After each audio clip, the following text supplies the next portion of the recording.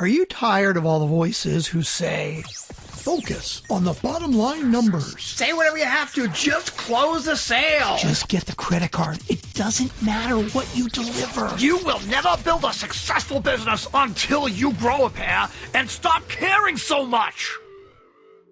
Here, we respectfully disagree. We give you permission to embrace who you are, how much you care, and encourage you to design a business that works for you and your clients. Welcome to The Art of Giving a Damn, the podcast that proves with every single episode that you can create a profitable business doing what you're passionate about and making a positive difference in the world. Now here's your host, Michelle Schaefer. Hey, welcome back to another episode of The Art of Giving a Damn. I am super excited for the interview that we are bringing you today with Miss Lisa Cherney. Lisa, welcome to the show. Thank you. I'm so excited to be here. So I got to introduce you to people. For anyone who doesn't already know you, you have been mentoring millionaire entrepreneurs for 20 years plus at this point. Yes, yeah. I can't even believe it. This is my 20th year. Yeah. That is awesome. You are the host of the groundbreaking confession-based Get Effin' Real podcast and creator of the 10 GFR Commandments. We got to talk about that for sure. In 2014, after 15 years in business and speaking on over 750 stages. That is amazing. You got real, dismantled your very successful seven-figure business as a juicy marketing expert, and you kind of rebuilt from the ground up. You learned that just because something is successful and people like it doesn't mean you have to keep doing it. That had to be a pretty freeing discovery. It was. I say that I didn't wait till I was 60 to just, not give a damn, as to coin a phrase that's familiar to most listeners. Yes. I love that. So you knew you had a low tolerance for not being happy. You left a successful corporate career with companies like AT&T and Lipton, and you didn't wait, in this case either, until you were 30s, 40s, 50s to go, I'm out of here. You left at 28. And started doing the entrepreneurial thing. You know, your mission is to help soulful entrepreneurs to get real so they can get out of their own way, help more people, and make more money. Those are all great things. They are. And I'm super excited about the clarity of my mission at the moment. Absolutely. And that's something that people really struggle with, is finding that clarity. So let's start there. Talk us through where you started in business, because I know it was even before the Juicy Marketing Expert, and how you landed on what you're focused on now. Well, I want to acknowledge that it has been a process of evolution. And I think when I talk about it, it kind of gives people permission to go, oh, great. It's okay if I don't lock my brand in and freeze it and never change it. It doesn't say anything negative about me. I think when we are truly a mission driven or mission inspired, and we are evolving, our mission is going to evolve. And so way back when in 1999, so I think I actually am in my 21st year, way back in 1999, awesome. I launched a company called Conscious Marketing. Mm-hmm. And it was following a 10-year corporate career. And I was, was marketing and training. And I thought, okay, that's it. I'm going out on my own. I got laid off 3 times in 2 years. So I got the message. I was like, okay. That's tough. It's tough. And because my mom had breast cancer when I was a junior in high school. And I always joke that there was a chip implanted that said, life is short. Too short to compromise. And so at age 28, I already knew my health is declining. I need to be able to take charge of, who I work with, and I need to create something on my own. I didn't even know, I had no entrepreneur bug. My dad worked for AT&T for 30 years. I just, jumped ship without really knowing what the heck I was going to do. But I feel there was this compass inside that said, I need freedom. And my husband, I was gonna say my husband at the time, who's still my husband, but at the time he said, he was like, well, where's this dream coming from? I don't know. I didn't know anything that you had this dream to have your own business. And I said, wow, this morning, it just came to me. Well, I love that, because I think so many people right now are in that situation, right? They've just been move to work at home or maybe even laid off. They have no idea if there's any stability in their job. So it is like, okay, I woke up this morning, let me do something different. I think that's great. I think it's true. Yes. I think there is a massive reset opportunity is in front of many of us. So that's what I did. I jumped ship and I decided to focus first on marketing. And so I was doing the done for you thing. And I was like writing people's, website copy. At the time, there was no social media, y'all. So I just want to like have you really get present. Like, it wasn't even like everybody had to have a website or that, as soon as you came up with a company name, you check the URL. Like it wasn't like that. Yeah. And I was helping people that wanted to have a website. I would write their copy for them. But here was the weird thing, Michelle, is I would write it for them and they'd be all excited because it was done. But then they would read it. And I just have a million memories of people like looking down at the thing that I wrote and I would hand it to them and then looking up at me, kind of like, really? And then they looked down at the thing. And what I realized, there was this big disconnect between how I saw them, right? And how I portrayed them, even though I interviewed them. It wasn't like I was making this stuff up, right? And then how they saw themselves. And the light bulb went up, and this was before The Secret was out. I would say The Secret was still a secret. I didn't know anything from Law of Attraction, but I knew that, hey, this person doesn't see themselves the way I see them. How are they going to be this, marketing company how are they going to be that person and actually attract those clients that, I just knew that like I was doing a disservice by doing it for them. And so I that was when the conscious marketing workshop was born. I needed to help them get out of their head, into their heart, find those words, find their authentic voice. So that's how this all began. And now I'm GFRing, which is not so far from that, but I was a long journey of my own, mostly really my own journey, right, of really being able to take a stand for this particular mission, which of course helps people be authentic in their marketing. Yeah, absolutely. So what was the reaction when you first introduced the new brand? Tell us a little bit about that, because it's a very provocative brand approach. I'm so glad you asked that, because it is such a holographic story, because here I am helping people take a stand for being unapologetic. And, GFR Commandment number 3, I'll just jump right there. It's free about being normal, proper, polite.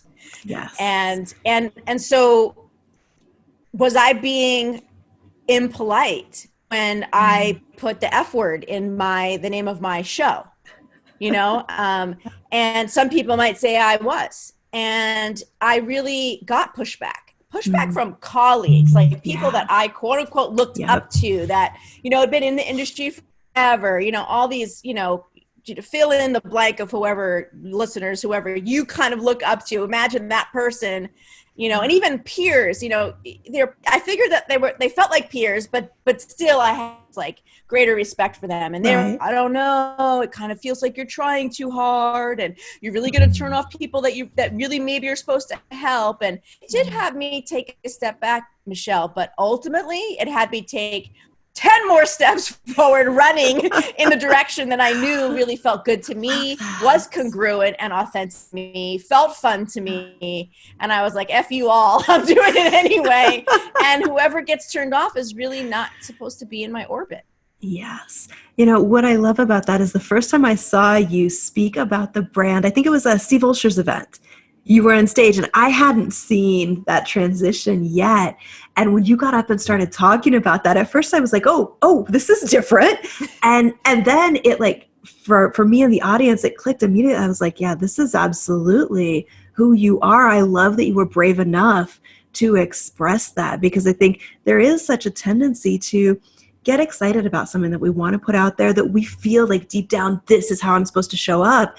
And then we get all those voices in our heads from all of the colleagues, everybody else around us that's like, no, I don't think that's a smart move. You might alienate some people. And we forget, that's kind of the point, is to call in your people, and the rest of them would hate working with you anyway. Like the minute you get on a coaching call and you're yourself, they'll be like, wait, where did that come from? So it's such an important thing. I love that you're modeling that for people, of how to step into that. And I love what you just said. You took one step back and then 10 steps running forward. That's fantastic. I'd never said that before, but that's yeah. You always get these visions, of how to portray things, for whatever situation I'm in, and that's what it felt like. It was like it definitely took a step back, and it was like it was almost like a 9-month birthing process. It's really 10 months. It's a big lie. Anyway, Yeah. that you're preparing, right? You're preparing for that baby. Yeah. And I felt like that was a rite of passage of having to walk through other people's stuff. Yeah. That felt like, I realized looking back, it was really necessary for me to really embody the mission more. That's interesting. I think there's so many points in our businesses and in the journey of being an entrepreneur, because it is the craziest personal growth journey you will ever go on. Amen, that sister. We end up in all of these struggle points. And that's one of those conversations that I always have with people of not just what were your struggles, but do you feel like it's always part of the journey that you go through to get to where you're supposed to be? I would love your perspective on that. I wholeheartedly 100% think is. And, even way back when I was just marketing, I would say I was talking about our business being our spiritual boot camp. And I had no idea what I was in for when I was saying that.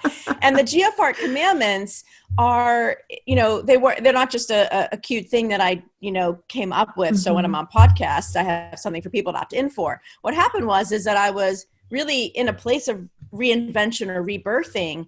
And I was really digging into, I have been mentoring entrepreneurs, mission-based business owners, which is a unique breed unto ourselves, for so long.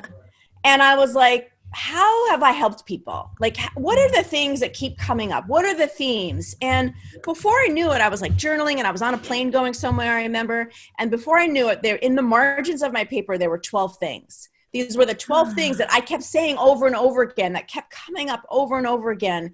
And then I realized, well, I don't just want these 12 things, these commandments, I didn't know what they were at the time, but I want to help people inquire, right? Is this yours? Is this the one for you? So that's how the confession questions came about. So this roadmap for getting real, it's a cute name and all that, but I want everyone to know the branding came later. The wisdom is tried and true from my 20 years of holding space for people that are on a mission and are shooting for, certain level of impact and influence and income.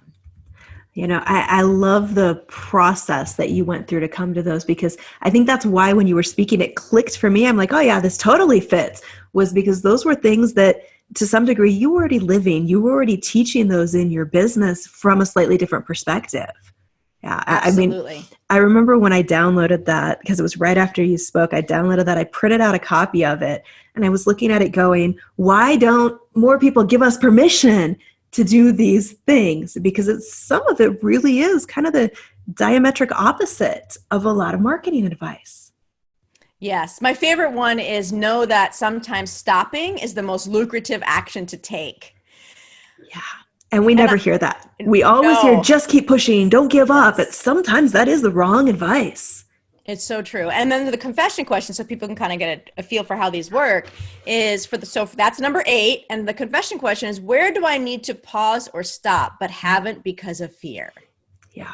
So then it kind of puts it right in your face, and you get to go, oh, okay, yeah. Where do I need to pause or stop and have it because of fear? Like, what partner do I need to kick to the curb? What program is really not resonating with me anymore, even though everybody loves it and I've been doing it forever? Or what mess is in my garage? Or, what are the things, that we go unconscious and on autopilot and we tolerate, which is another commandment, Yeah. Well, and that's so true. I think there are so many things that fear keeps us from making the changes that deep down we know we're supposed to make, and we're just afraid to step out there and do them. And that's something that I think the best thing that helps me through it is watching other people be bold about that and just say, you know what, I don't want to regret this 3 months, 6 months, a year, 5 years from now. I'm going to change it right now. Because you stay in that spot with the fear, you're just going to regret it down the road. It's so true. It really, really is true. Yeah. I've become sort of a geek about confessions, which is so funny because I'm Jewish and I know nothing from it from my upbringing, but just like the idea of how do we how are we unconscious? Like you said, changes we know we need to make, but we're not making them. So where in us is the knowing, and where is the denial or the repression or the, you know? And so I recently had something that came up that really had me go, oh my God. Like, so my husband suggested that we make a change in our lives, and it was something that was like, it would be huge. Right. And so he was like, this is what the change I want to make. What do you think? And at first I was like, no, I'm not changing, you know, right? There was just this like, no, you know, and then when I really was quiet with it, Michelle, I realized that I actually had confessed to myself in a fleeting moment, like a thought didn't even land for like maybe a second, that I wanted the same thing. Wow. And I was like, oh my gosh, I actually resonate with this. And I could see why I'll do it because he suggested it right now. But I could see how it was something that I already wanted, but I was too, you know, it's like, if the confessions, I see them, they kind of float in and then they're there for a second, and then they just, you know, like the wind just whizzes it away. And sometimes that happens multiple times, and then they finally stick around long enough for it to drop in, and then we might journal it, you know, or we might tell a friend.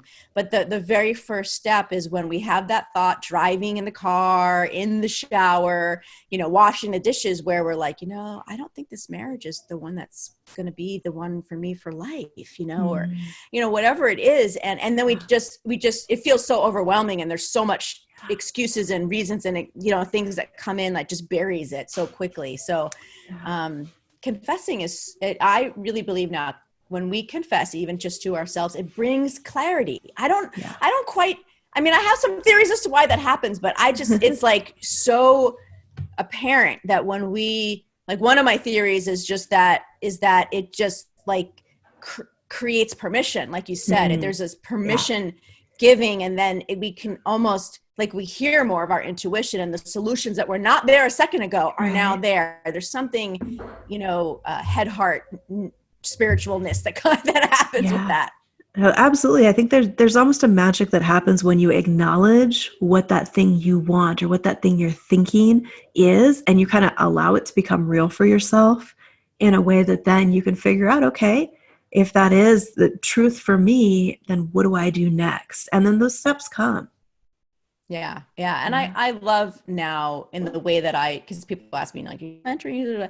So the way that I choose to be in close relationship with people and invest myself in them, it is when they are realizing, I love what I'm doing, but I hate how it's feeling. You know, like my mission, I feel like I'm still connected to my mission, but the way that I'm working is not working for me. The clients I don't totally love. The offer isn't right. Like when they want to make a big change, or even lots of little changes, and it just feels like their template for this, it's when I love to step in and go, okay, let me show you your own wisdom. Right? Let me help you find your own truth.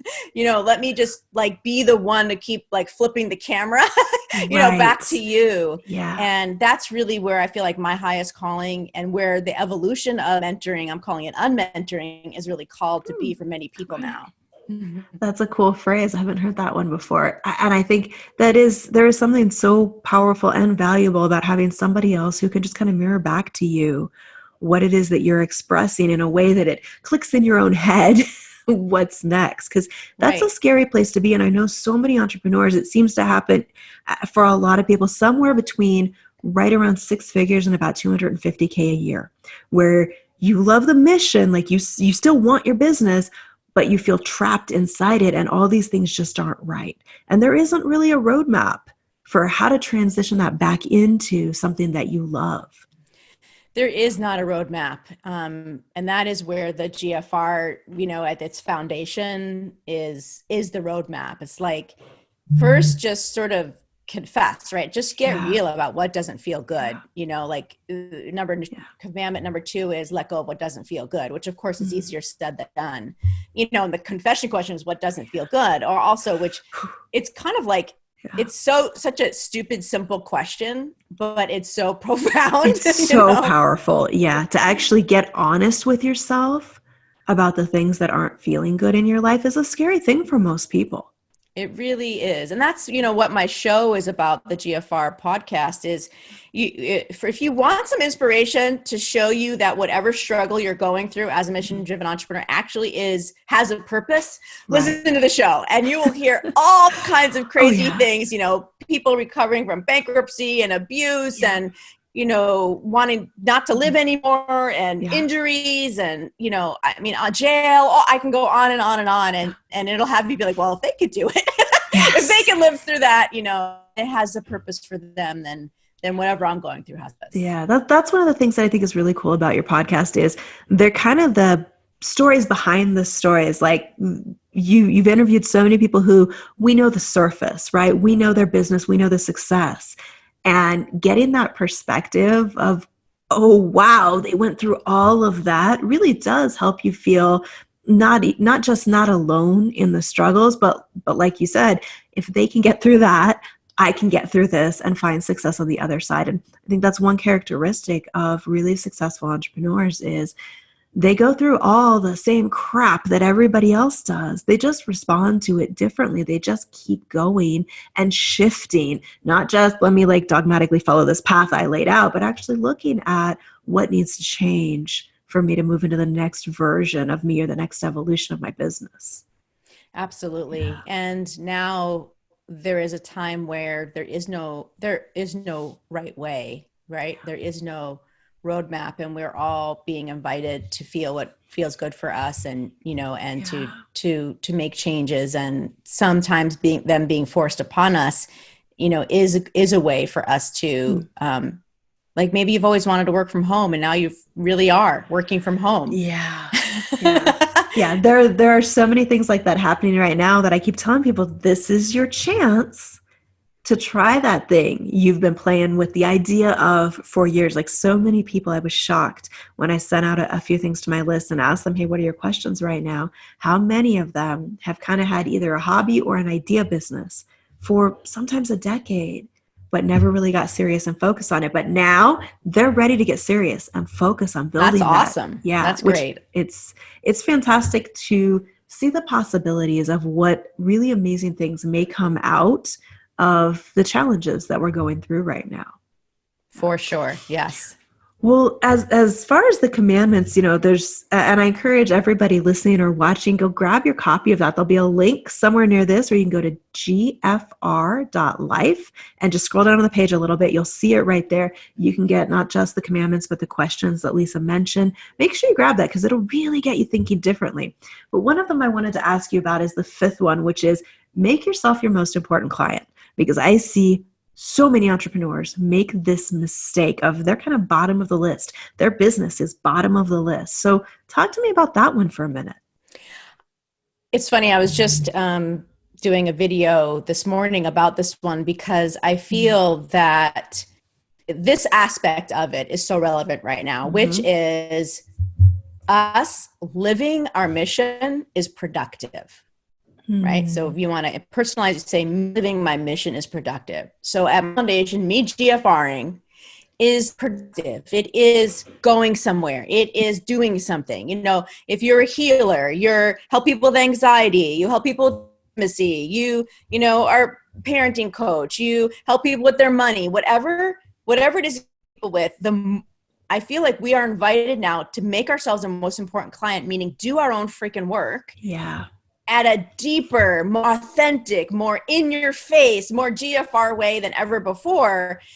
And if you're at a loss, for sort of how, I think at any time, if you're at a loss, but particularly now is, okay, how can I actually live my work, do my work, whether it's put yourself on your calendar. I am the client that is happening today. I'm going to go through my program, or maybe you are feeling something that you don't have a solution. Well, you know what? It's time to create one for yourself so that you can then up level the way that you're serving your clients. Gotcha. I love that because it's we have more time now that we're kind of at home to actually look at some of that stuff. And I think there's an opportunity to step into leadership, not because we've been through this and we know exactly what's coming next, but because we have the tools and we have the resources and the processes to run on ourselves and show people how it works. I think it's a huge opportunity. It's such an interesting time that we're in right now. It really is. Yeah. It's we're going to look back on this whatever century from now. And, my kid who's a freshman in high school, she's never going to forget her freshman year ever. Yeah, it's definitely going to be one of those things that actually makes the history books. And what I'm curious is to see, especially for entrepreneurs, what's the chapter that we write next? Like, what happens 30 days, 60 days, 90 days from now? Because I think, and part of it is getting real about where things are at so that we can figure out what is next, what makes sense. This is the perfect time to make a shift in our businesses, in our brand, in these other things. And we've got plenty of time right now to sit at home and think about what those questions are, what that shift is that we should make next. So I would love to know what are the benefits is probably not the perfect word, but like, what are the results? What are the shifts that you've seen in your own business as you really stepped out into being unapologetic about who you were and how you choose to show up? I feel like I've made a discovery, Michelle, around imposter syndrome. And this is something that everyone, I honestly do not see anyone that's ever exempt from imposter syndrome and all the ways it shows up: fear of success, fear of failure, fear they're going to find me out, I don't want attention. Like, there's so many ways that it shows up. And I feel like GFR is the solution. I feel like being unapologetic, being authentic, and it's a word that is so overused, but like being yourself, figuring out what that is, what you want to say. I call it your soapbox. Like, what is your soapbox that you're hiding, right? That you think is too much or it's going to offend somebody. Like, what is the real you? And when you put out that, the real you, the soapbox, the cheap person, and the vulnerable person, when that is out there, then I feel, this is my theory, Michelle, is that then we don't worry about being seen, and we don't worry about attention, and we don't worry that people are going to find us out because we're being ourselves. Right. And then nobody can really question you when you are just showing up as you. Right. Yeah. Like I put out a video on my main Facebook page just this morning about how I'm struggling right now. Yeah. And I just felt like, you know what? The best thing I could freaking do right now is just live my mission and tell people I am struggling. Right. And so that's what I got, and I did have a little afterwards, oh my gosh, are they going to think that I'm depressed? And, are people going to still want to, buy from me? And then I'm like, wow, look, this is what people are challenged with when they're worried about what people think, sometimes forget about what that feels like. And I'm like, no, I'm keeping the video up. I'm not editing when I work. It's just, this is me. This is like this. And it's funny because, and ironic is it is unique, and it is being a leader, and it is standing out. And just because I was myself, it is as a natural byproduct, going to represent, my mission authentically. Yeah, absolutely. I think there is something really, really powerful in just being authentic and transparent about, here's the struggle I'm going through. If you're going through this too, here's what I'm doing to get through it. We don't have to wait till we're on the other side of something to share it with people if we have things that can help them if they're going through it. Yeah. Exactly. I totally agree. Yeah. So I was sharing I'm struggling, and I was sharing what I'm doing and how I'm trying to forgive myself, and then some insights, but it was just I need to confess because I need clarity. Well, it does. That is how you get to clarity, is by getting real about what's going on. If you don't do that, then you're trying to solve the wrong problem. We're trying to put the wrong solution in place, and that does not long-term work at all. I totally agree. Yeah. It really does come down to getting real with yourself about, what's going on in the world around us, what's going on in our own businesses, and what are we going to do about that or based on that to move forward with it. So a couple of questions that I wanted to ask you. First is, on your podcast. So for people listening, clearly they're podcast fans. So great opportunity to send them over to your podcast to listen to it. What's the episode you would recommend a new listener start with? What's your favorite interview? Oh, I know that's a terrible question. Oh my gosh. No one's ever asked me that before. Let's see. Well, each of the episodes, the titles are the befores and afters, right? So it's like from betrayal and bankruptcy to bestseller, or from wayward teen to medical visionary, so what I would suggest is you go to the show, you subscribe, get all the episodes and scroll. Because the before is the thing that's going to resonate with you. Is it before? Was it from anorexic actress to video special? I can't remember the afters in this moment. What is the before? From house prisoner to blah blah blah. From from broken depressed. Like whatever the from is that resonates with you. I feel like just listen. Don't even worry about who it is or anything. Like that's the one that's for you. And this I think it's number 1 or number 2 is Who the F is Lisa Cherney. So if you want to learn more about me, and it's like the anti-bio, it's like all of my, like, I'm lazy. It's like I call the GFR bio. So that one's fun too. That's funny. That's funny. Yeah. And you also had an episode, I forget which number it was, that was confessions and really things that you'd been through and how to forgive past mistakes, that I thought was a really powerful episode. Yes. I think there's like a half a dozen now or so of that are me. And often they're based on the GFR Commandments. So that was that GFR Commandment was about the past mistakes, which I love that one. Commandment number 11, embrace that you are not the same person you were when you made those mistakes, and they will not repeat. And that confession question is, what past mistakes are causing me self-doubt now? So that was a few weeks ago. So you can look for the ones, I think they're called Lisa's Confessions, and then there's different ones that are themed like that. Thank you. I'm so touched that you're a fan of the show.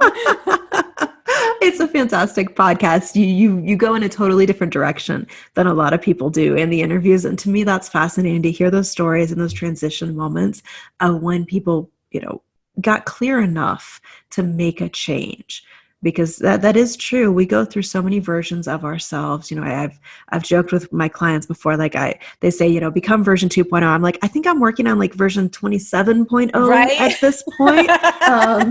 We're way past the alpha beta test in the process. But it is something that you have to be present enough to let go of the previous versions and acknowledge that, you did the best from where you were at. Sometimes we look back at our decisions and we really do judge ourselves for them because we're like, why did I do that? I would never do that now. But of course not. Better now. You're going to make different decisions. And I think there's an element of that that's so important in moving forward in business, finding that ability to trust yourself now to make the best next decision for your business and for your life. And it's a process for sure. For sure. Yeah. All right. So one question I ask everybody is, what keeps you inspired to do what you do in business? These conversations. I know that my mission is to give permission to others, is to be transparent and authentic as quickly as I can. And conversations like this just fill me up and keep me going. And so that's my real answer.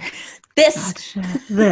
That makes sense. And it's something that through being brave enough to get out there and share what your reality is, what you're doing in business, you really are giving so many people who are listening permission to at least consider making that change in their own business and really looking at, how do I choose to show up? What really is true for me? And being willing to say, I'm not for everybody. Because that's a tough thing to come to grips with, and be willing to say, I'm not for everybody, but if you're the right person, we can absolutely create amazing things working together.